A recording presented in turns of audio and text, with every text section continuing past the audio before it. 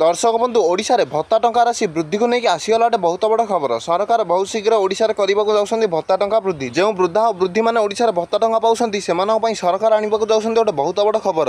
ओडिशा रे भत्ता टंका राशि बहुत शीघ्र वृद्धि पाई 3000 टंका हबाकू जाउछि। तबे केउ मानकू मिलिबो ओडिशा रे 3000 टंका भत्ता एवं केउ दिन ठार ओडिशा रे भत्ता टंका वृद्धि पाई 3000 टंका हबो संपूर्ण हबटी जानिया पई हेले वीडियोटी को शेष पर्यंत जेमिति हेले देखंतु। दर्शक बंधु ओडिशा रे भत्ता टंका राशि वृद्धि को लेकिन अनेक भत्ता अधिकारी निजर ब्लॉक सम्मुख रे जाईकी कला दिवस पालुछन्ती। सरकार को विपक्ष में विक्षोभ प्रदर्शन करुछन्ती एवं दाबी रखुछन्ती सरकार तुरंत तांका भत्ता राशि को वृद्धि करी 3000 टंका कर दियंतु एवं जो भत्ता राशि दिया जायने एपर्यंत से बकेया भत्ता राशि को मध्य सरकार दियंतु एवं तुरंत भत्ता राशि को वृद्धि करंतु। आगकू राज्य में पंचायत इलेक्शन थिबारु भत्ता अधिकारी मानकर भत्ता वृद्धि को नैथिबा ए आंदोलन आगकू जाइक आहुरी तीव्र रूप धारण करिवो।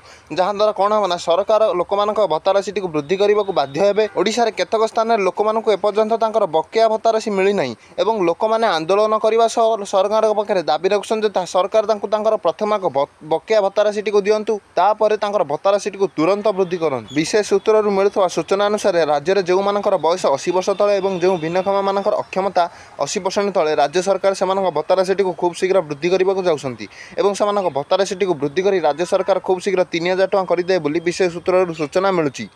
यह आज ओडिशा रे भत्ता अधिकारी मान गोटे बड़ खबरटी। वीडियोटी भल लगे वीडियोटी को लाइक चैनल को सब्सक्राइब कर दियंतु।